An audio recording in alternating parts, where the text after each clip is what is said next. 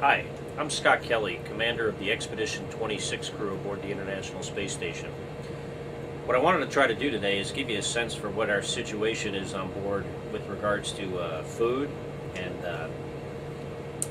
beverages, how we prepare that, what options we have, and how we eat here in space.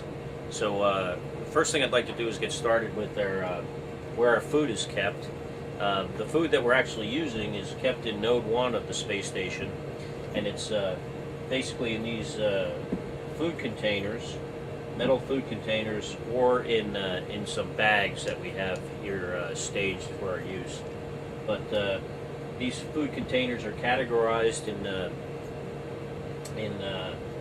different categories, I guess you'd say, and we have some that are side dishes, meats in pouches and cans, vegetables, and they're actually packaged in different ways. For instance, most of the meat we have and other kind of main dishes are packaged in these green containers, and we heat these up in a small food warmer, and I'll show you what that looks like. But basically, they're little green packages of meat, and in this case, this is beef tips with mushrooms, and we have crawfish etouffee, and these are what's called irradiated food, so they're hit with large doses of radiation to kill any bacteria so they can stay at room temperature and not spoil. There's also some stuff in here that's kind of off the shelf, like this tuna fish that we have. We also have some rehydratable food items. Water is heavy, and I'll talk a little bit about our water later, but they take the water out of the food because it's more efficient to add it once we get on board, and I'll talk about how we make our water here in a little bit. But we have these rehydratable food packages. For instance, here's one. I'll make this for lunch. It's asparagus, and it's in a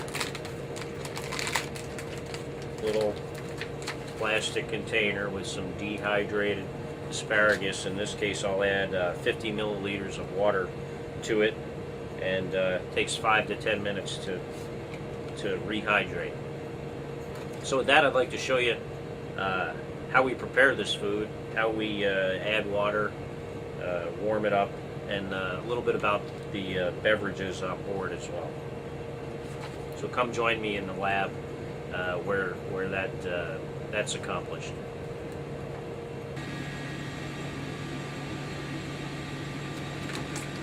Now we're in the U.S. laboratory module, and the first thing I want to show you is how we heat up these green packages of food. And these are a lot like the what's called MREs in the military, meals ready to eat.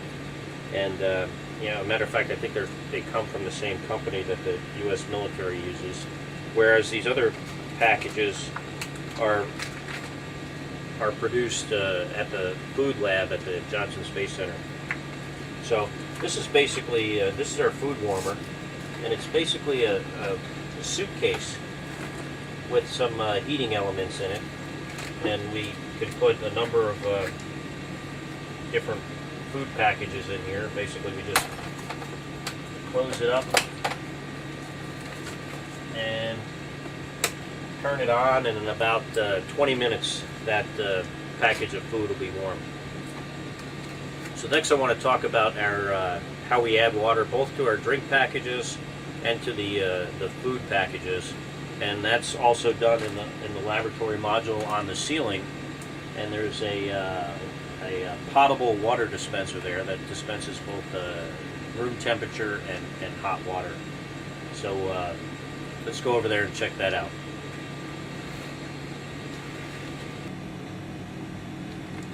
So here we are by the potable water dispenser, which is on the ceiling here in the laboratory module of the space station. And we get our water from different places. The resupply vehicles will bring up water. The shuttle makes water as a function of how it produces electricity, but we also get water from the Russian Progress vehicles, and soon from the Japanese and European resupply vehicles bring up water as well. The other way we get water is we make it ourselves on board from the condensate that is produced in the air due to humidity, and also from our urine. And believe it or not, the water that is produced from our urine actually tastes better than any tap water I've ever tasted in the United States. It's tastes better than the water on the space shuttle. It's really clear, good quality water. So basically, we have a way to fill these little packages and introduce certain or specific volumes of both hot and room temperature water. So I'll heat up this or rehydrate this asparagus, and I basically just put it in here. And I normally don't do this from this position. And I'll put 50 milliliters of hot water in there to heat it up. And as you can see, it now has water in it, and it's rehydrating, and this will take 5 to 10 minutes. And then I'll put some water into my drink bag.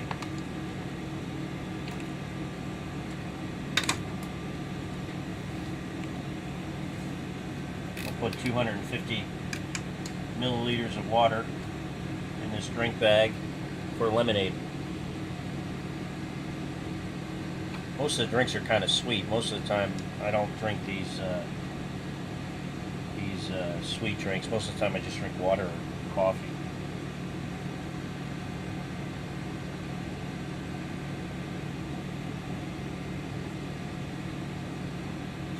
Okay. Then what we do is just put a straw in here. And the other nice thing we have on board is a very small refrigerator, and it'll cool these drinks up very nicely.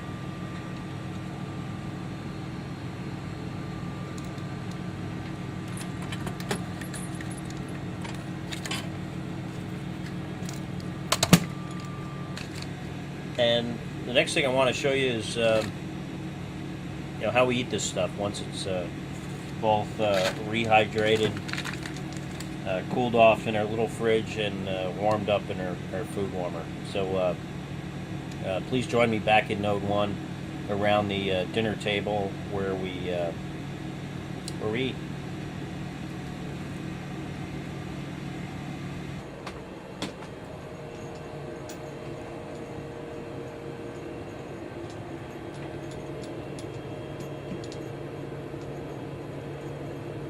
We're back in Node 1 where we generally use as our kitchen or dining area, and I'm going to show you how we eat this food. Obviously, it's in these packages that we have to cut open, and basically we just eat all this stuff right out of the packaging. So I'm going to cut open my beef stew. As you can see, some of it's trying to escape on me already.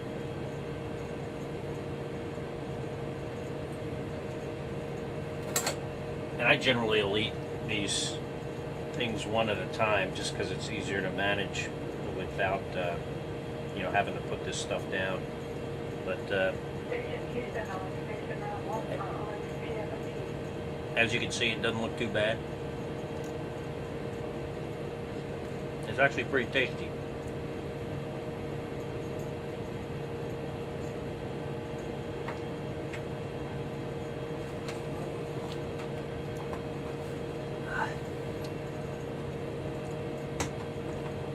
That was one of my Russian crew members that went by. But it ain't bad. Yep, the one in the lab is fine. So, that's the beef stew. Alright, we need an SSC number to dial, and if you give us that, we will be ready after this short handover to start your PFC. And this isn't the asparagus I made because the asparagus floated away somewhere. Not sure where it went. I'm sure it'll turn up in a couple of days. And we didn't have any more asparagus, so I made some green beans and mushrooms. Alright, we'll be ready in a few minutes.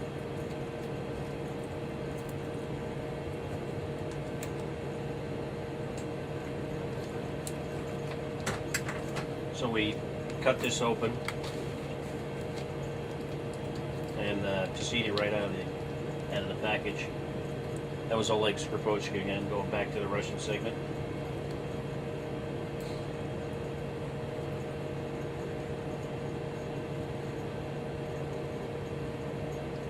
And what I generally do, especially at night while eating dinner, is watch the news. And Ground sends up NBC nightly news every day except on the weekends. So watch it on the computer. They also send up television shows. On our broadcast tonight, surprise appearance. Will two presidents do the trick in selling Congress on a tax deal that the current president agreed to? Justice, a long-time drama, has come to an Here's end. the Elizabeth Smart kidnapped from her bed tonight for a reaction. cold lemonade. Jury's final verdict in her case. Attack on Prince Charles and Camilla. How could it have happened, and where was British security? A little on the sweet side for me, but not too Are they bad. safe or potentially harmful? Why the government is asking And this also, question again. Nixon, we got like dessert you've here. never heard We him got various before. kinds of Tonight things on to eat for newly released dessert. tapes, how he spoke to his own daughter when he thought no one was listening. Some of it is like the package, like the beef stew. Others are rehydratable, and other items are just in these individual packages. So here I got dried peaches and some candy-coated peanuts. You're President Barack Obama. You're fighting with Congress over a tax deal, and some of your own people are defecting. So who do you call when you call out the reinforcements? The answer is you call the last Democratic president. The two men burst through the door and into the Like I White said, House briefing room before cameras peaches today. And once Bill Clinton started and talking, candy-coated as almonds. one former Clinton And, White House aide put it, it was like 1995 all I'm gonna over again.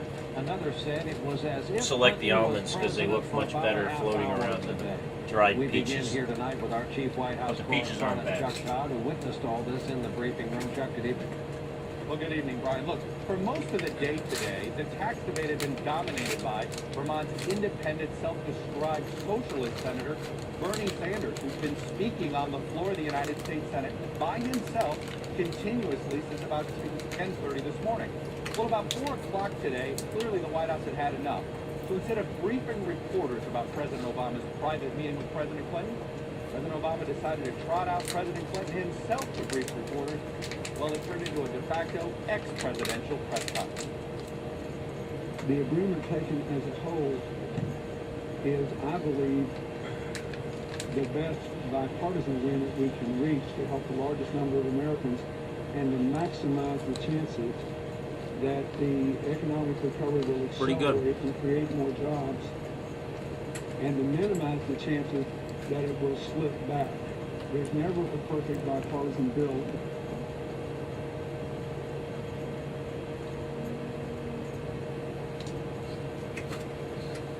Dealing with the garbage here on board is somewhat of a challenge since you don't have the garbage man coming a couple times a week. We actually have to store our trash on board for several months.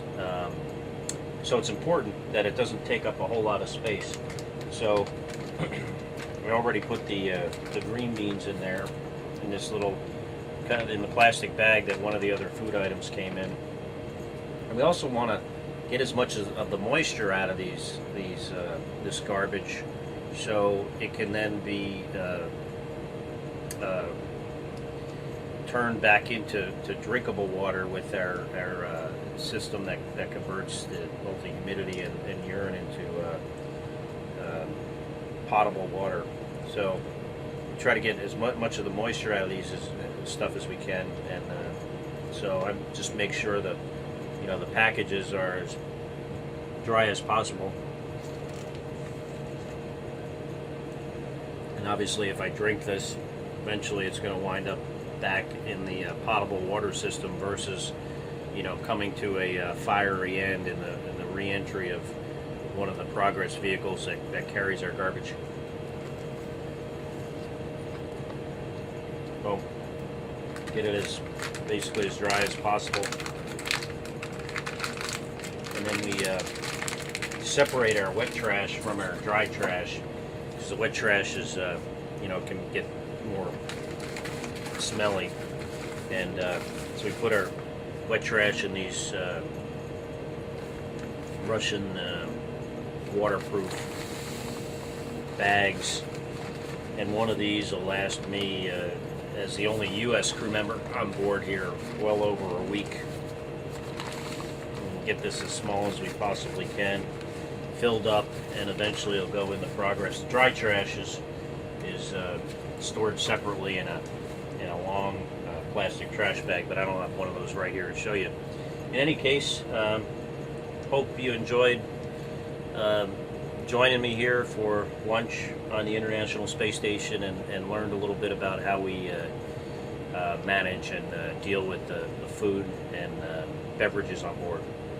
Thanks for joining me today.